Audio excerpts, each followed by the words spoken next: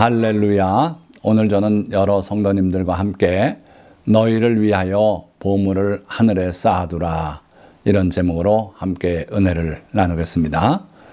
우선 본문 말씀을 보면은 마태복음 6장 19절에서 21절 말씀인데, 너희를 위하여 보물을 땅에 쌓아두지 말라.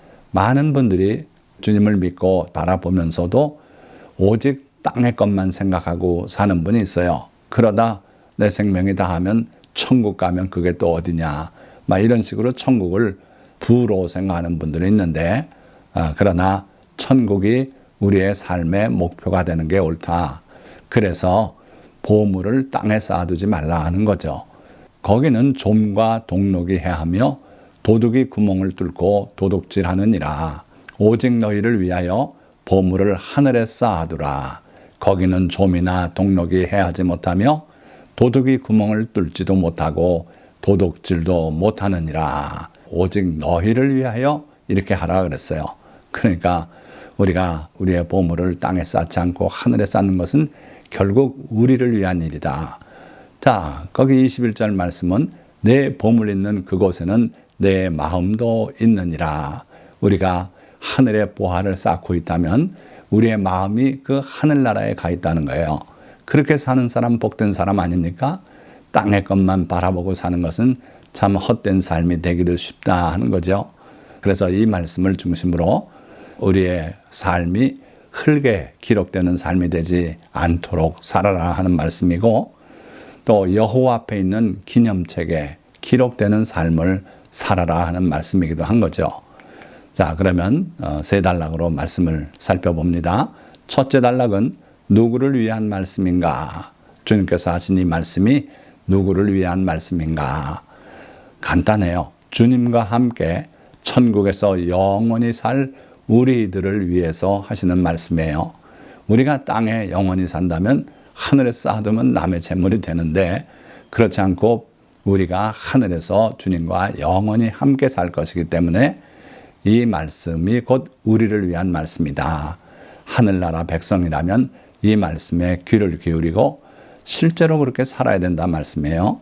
그래서 여러분들이 오늘 설교를 듣고 나서는 결단을 하시고 이렇게 해서 나도 내 보물을 하늘에 쌓아야겠다 결심하는 여러분들이 되시고 실천으로 복 받으시기를 주님의 이름으로 축원드립니다.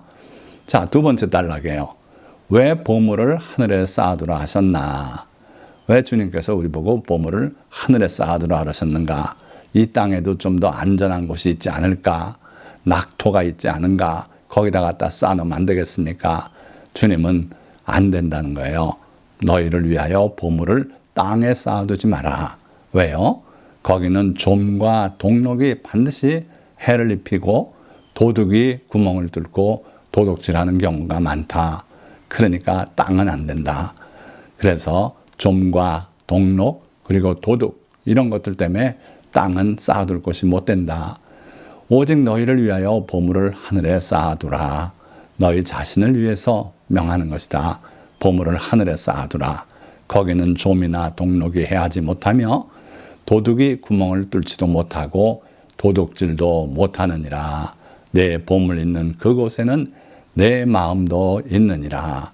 그래서 우리가 하늘에 우리의 보물을 쌓고 있으면 우리의 마음이 늘 그 하늘을 바라보고 주님을 바라보고 천국을 꿈꾸며 그렇게 살아가는 참 복된 행복한 삶을 살아갈 수 있다 하는 거예요. 예수님께서 마지막 날 밤에 제자들에게 마음에 근심하지 말라 하시면서 내가 너희를 위하여 거처를 예비하러 가노니 가서 너희를 위하여 거처를 예비하면 내가 다시 와서 너희를 내게로 영접하여 나 있는 곳에 너희도 있게 하리라. 나 있는 곳에, 천국에, 하늘나라에 너희도 있게 하리라. 그러셨어요. 그리고 요한복음 17장 24절에도 아버지여 내게 주신 자도 나 있는 곳에 나와 함께 있어 아버지께서 창세전부터 나를 사랑하심으로 내게 주신 나의 영광을 그들로 보게 하시기를 원하옵나이다. 주님의 이 기도가 바로 우리가 천국에서 주님 계신 곳에 함께 있게, 주님은 보좌 위에 계시고 우리는 저 멀리 천국 변방에 있고 이게 아니라 주님 계신 곳에 우리도 함께 있어서 주님의 얼굴을 배울 수 있고 주님을 찬양할 수 있는 그러한 복을 우리에게 허락하셨어요. 그래서 우리가 살 곳이 바로 그곳 하늘나라 천국이기 때문에 예수님은 너희의 보물을 하늘에 쌓아두라고 말씀하시는 거죠. 자, 그러면 이제 세 번째 단락입니다. 오늘은 단락이 금방금방 지나죠. 그런데 핵심은 이 세 번째 단락에 있어요. 자, 세 번째, 우리 보물을 하늘에 쌓으려면 그럼 어떻게 해야 합니까? 행함이 있어야 합니까? 믿음이 있어야 합니까? 여러분들 어떻게 생각하십니까? 구원은 믿음으로 받아요. 그리고 거기에 또 행함이 따르게 돼 있지요. 구원은 분명히 예수 그리스도 하나님께서 그에게 죄를 담당시키셨고 그분의 죽음이 우리의 죄를 씻기 위한 죽음이고 그 피가 우리의 죄를 속한다. 그걸 믿고 바라보면 구원을 얻습니다. 그런데 오늘은 구원을 얘기하는 거 아니에요. 우리 보물을 하늘에 쌓아두려면 무엇이 필요한가? 그러면 행함이 있어야 합니까? 믿음이 있어야 합니까? 여러분들 생각은 어떻습니까? 두 가지가 다 필요해요. 자, 첫째는 이런 믿음이 있어야 해요. 우리가 천국에서 주님과 함께 영원히 살 것을 믿는 믿음이 있어야 우리의 보물을 천국에 쌓을 수 있다는 거예요. 천국을 의심하고 확실치 않고 죽어봐야 알지요. 그런 믿음 가지고는 천국을 위해서 보화를 쌓을 수가 없어요. 그래서 여러분들이 천국에서 주님과 함께 영원히 살 것을 굳게 믿는 그 믿음이 있을 때 여러분들의 보물을 하늘에 쌓을 수 있게 되는 거죠. 또 하나는 이 땅에서의 선한 행실이 하늘의 상급으로 이어질 것을 믿는 믿음이 있어야 돼요. 내가 여기서 주님을 위해서 무엇을 하면 그것이 천국에서 상급으로 내게 주어진다. 그걸 믿는 믿음이 있을 때 우리는 선한 행실을 기쁨으로 즐겁게 할 수가 있는 거죠. 자, 여러분들이 여기 사진 제가 동영상 제작에 여러 군데 쓴 걸로 기억하는데 이거는 생화입니다. 호박꽃이에요. 여러분들 호박꽃이든 무슨 꽃이든 조화와 생화의 차이가 뭔지 아시죠? 뭡니까? 생명이 있냐 없냐예요. 생명이 있으면은 꽃도 피고 그 다음에 열매가 맺히고 열매를 자라게 해서 수확물을 주고 이러죠. 그러니까요, 우리 성도도 이런 믿음이 있어야 된다. 이것이 성도의 생명이고 이것이 있을 때 비로소 천국의 상급을 쌓는 그런 삶을 살 수가 있다 하는 거예요. 자, 두 번째, 주께서 주신 재물을 그의 나라와 복음을 위해 사용할 줄 알아야 해요. 주님이 필요로 하실 때 하늘나라를 위해서 또 복음을 위해서 여러분들에게 하나님이 주신 그 재물을 사용할 줄 알아야 여러분들이 보물을 하늘에 쌓는 것이 된다 하는 거예요.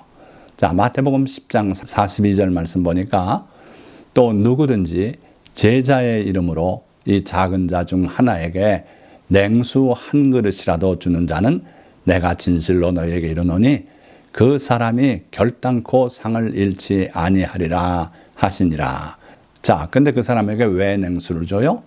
제자의 이름으로 이 사람이 예수 그리스도의 제자라는 걸 알고 그걸 보고 그 사람에게 냉수 한 그릇 대접하면 그것도 결단코 상을 잃지 않겠다는 거예요. 다시 말하면 주님의 나라를 위해서 또 복음의 전파를 위해서 수고하고 헌신하는 그분들을 대접할 줄 알면은 그것도 상을 잃지 않겠다 그랬어요. 그런데 하물며 천국을 위해서 큰일을 하는 분들이 있어요. 누가복음 8장 3절 말씀 보니까 헤롯의 청지기 구사의 아내 요한나와 수산나와 다른 여러 여자가 함께하여 자기들의 소유로 그들을 섬기더라.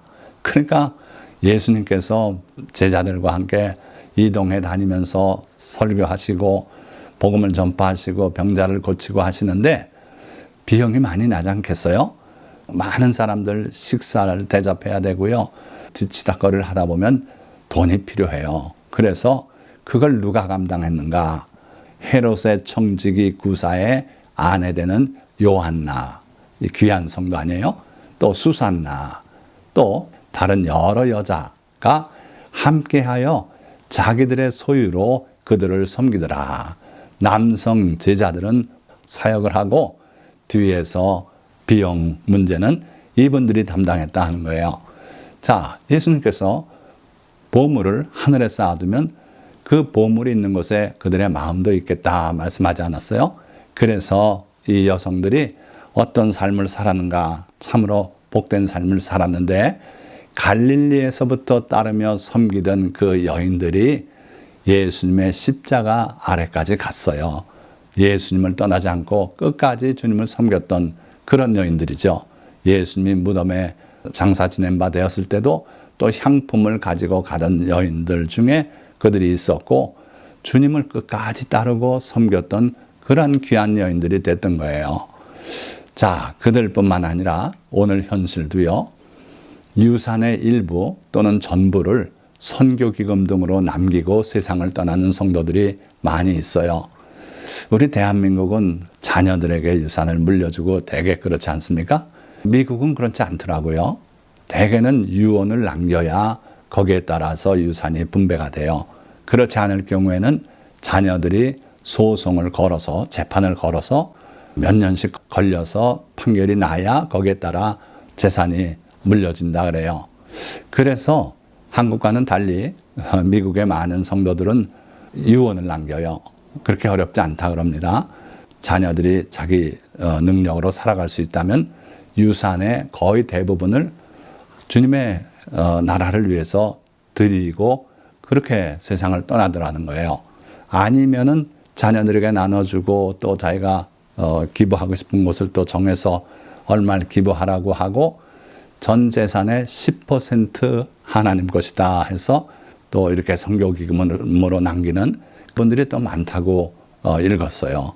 그런 전통이 우리 대한민국의 성도들에게도 전해진다면 얼마나 좋을까 그런 생각을 했어요. 제가 신학 공부를 할 때 그 선교사로 나가기 위해서 특별히 훈련받고 하는 분들을 봤는데 그들이 훈련받는 과정 중에 생활비라든지 또 선교 지역으로 나가서 생활비 이 모든 것을 부담하는 기관이 있었어요. 그게 알고 보니까 미국에서 자금이 오더라고요. 왜 미국서 한국의 선교사들을 지원하는가? 미국에 선교사로 나갈 사람이 이제 고갈이 됐대요. 그러니까 성도들이 세상을 떠날 때 선교를 위해서 하나님께 그렇게 유언해서 많은 자금이 들어오고 하는데 축적이 되는데 쓸 대상이 없어요. 그래서 한국 선교사들을 위해서라도 쓰자. 한국뿐 아니겠지만요. 그렇게 돼 있는 게 현재 실정이에요. 우리 대한민국은 돈이 모자라요. 많은 성도가 있지만 세상 뜰 때 다 자녀들에게 유산을 남기지 교회에 유산을 남기는 사람 들어본 적이 없어요. 제가 귀가 짧아서 그런지 모릅니다. 그러나 그게 일반적인 사례다 하는 거예요. 자, 그러니까 주께서 주신 재물을 그의 나라와 복음을 위해 사용할 줄 알 때, 그렇게 할 때 그들의 보물이 하늘에 쌓여지는 거예요. 주님은 이걸 우리에게 권하시는 겁니다. 재물을 그 나라를 위해서 사용할 줄 알 때 천국에 쌓이게 된다. 그렇게 천국에 가신 성도님들은 영광이 더 빛나지 않겠습니까? 여러분들이 다 이와 같이 주님을 위해서 쓰고 그래서 천국에서 빛난 영광을 누리시기를 주님의 이름으로 축원드립니다. 그리고 세 번째, 가난한 자를 불쌍히 여기고 선을 베풀어야 여러분들의 보물이 하늘에 쌓인다는 거예요. 자, 잠언 19장 17절 말씀. 가난한 자를 불쌍히 여기는 것은 여호와께 꾸어드리는 것이니 그의 선행을 그에게 갚아주시리라. 여러분들이 가난한 자를 불쌍히 여긴다면 하나님께 꾸어드리는 거래요. 하나님은 자기 자신을 지극히 작은 자 한 사람과 동일시하는 경향이 있어요. 그래서 이 지극히 작은 자 하나에게 한 것이 내게 한 것이라고 그렇게 말씀하고 있지 않습니까? 그래서 여러분들이 가난한 자를 불쌍히 여기는 삶을 통해 여러분들의 보물을 하늘에 쌓으실 수 있기를 주님의 이름으로 축원드립니다. 그러기 위해서는 주님의 말씀을 여러분들이 잘 알아야 돼요. 신명기 15장이 전체가 면제년에 관한 규례인데 그중에 우선 7절에서 8절 말씀 보면 내 하나님 여호와께서 내게 주신 땅 어느 성읍에서든지 가난한 형제가 너와 함께 거주하거든 그 가난한 형제에게 내 마음을 완악하게 하지 말며 내 손을 움켜쥐지 말고 반드시 내 손을 그에게 펴서 그에게 필요한 대로 쓸 것을 넉넉히 구워주라. 넉넉히 구워주래요. 모른 척하지 말고 손을 움켜쥐지 말고 반드시 내 손을 그에게 펴서 그에게 필요한 대로 쓸 것을 넉넉히 구워주라. 이게 하나님의 명령이에요. 계명이에요. 율법이에요. 그러니까 우리 성도들이 이 말씀을 기억하고 그 본뜻을 존중하고 실행을 하면 얼마나 귀한 성도가 되지 않겠습니까?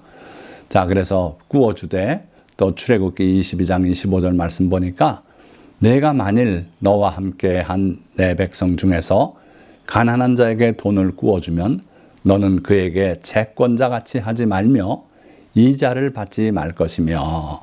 자, 하나님께서는 이자를 받지 말라고 거듭 말씀하고 있어요. 그런 자가 하나님의 성산에 서게 될 것이라고 말씀하고 있지 않습니까? 그래서 넉넉히 구워주며 이자를 받지 말아야 된다. 그래야 우리의 보물을 하늘에 쌓는 것이 된다. 또 신명기 14장 28절에서 29절 말씀 보니까 매 3년 끝에 그해 소산의 10분의 1을 다 내어 내 성읍에 저축하여 너희 중에 분깃이나 기업이 없는 레위인과 내 성중에 거류하는 객과 및 고아와 과부들이 와서 먹고 배부르게 하라. 그리하면 내 하나님 여호와께서 내 손으로 하는 범사에 내게 복을 주시리라.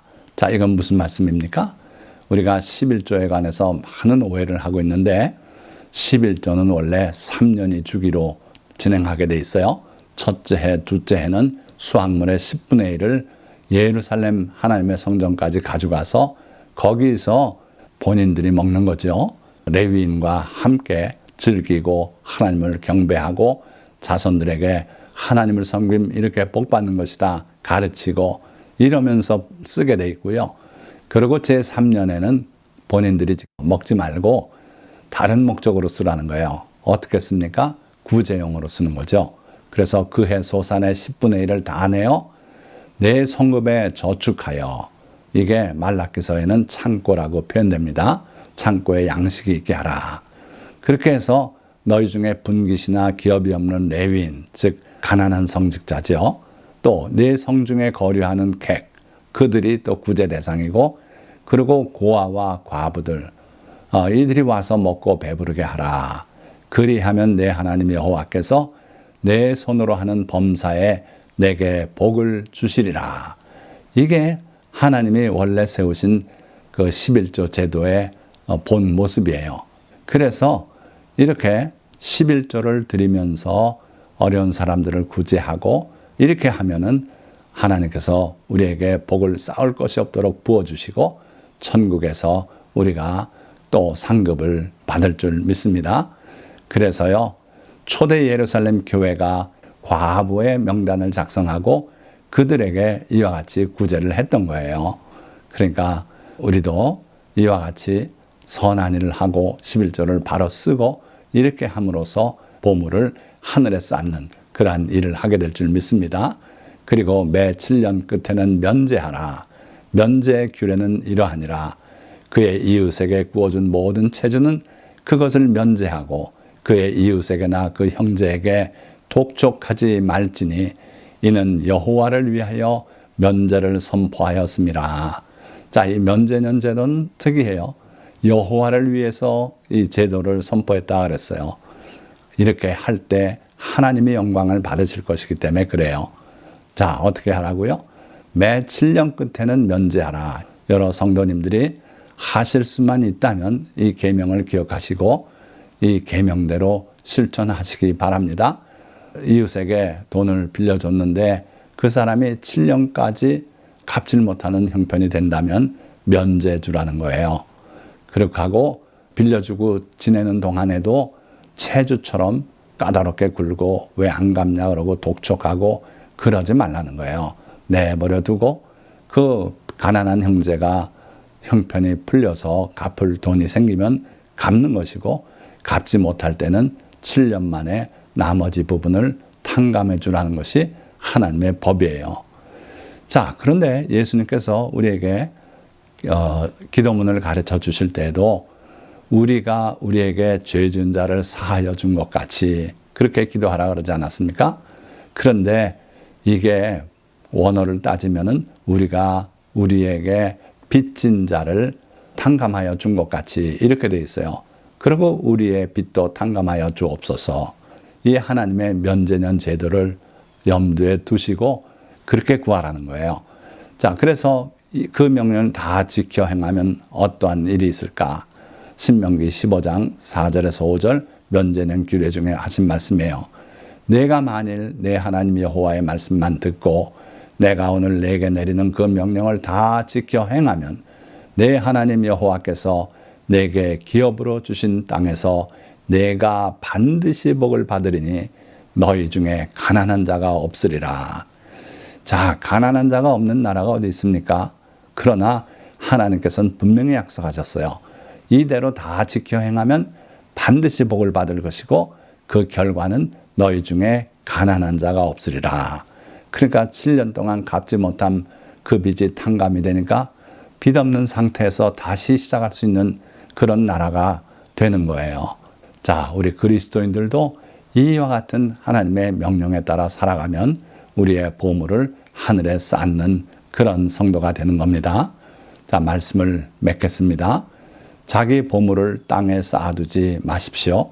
땅에 쌓아둔 보물은 좀과 동록이 해하며 도둑이 구멍을 뚫고 도둑질할 것이기 때문입니다. 자기 보물을 하늘에 쌓아두십시오. 거기는 좀과 동록이 해하지 못하며 도둑이 구멍을 뚫고 도둑질할 수도 없기 때문입니다. 이 땅에 사는 성도가 자기 보물을 하늘에 쌓으려면 첫째로 주님과 함께 영생을 누릴 하늘나라에 대한 흔들리지 않는 믿음과 이 땅에서의 선행을 주님이 상으로 갚아주실 것을 믿는 믿음이 있어야 합니다. 둘째로 주님의 나라를 위해 재물을 사용할 줄 알아야 합니다. 그리고 셋째로 가난한 자를 불쌍히 여겨 그들에게 구워주고 이자를 받지 아니하며 하나님의 계명에 따라 그들의 빚을 탕감해 줄 줄도 알아야 합니다. 그리스도인들이 이러한 삶을 살면 하나님께서 영광을 받으시고 복음은 더욱 힘있게 전파될 것이며 우리 삶에도 넘치는 복이 임할 것입니다. 오늘 이 설교 말씀을 들은 모든 성도님들, 여러분들의 보물이 하늘에 쌓일 수 있도록 그러한 복된 삶을 살아가시기를 예수님의 이름으로 간절히 축원드립니다. 기도하겠습니다.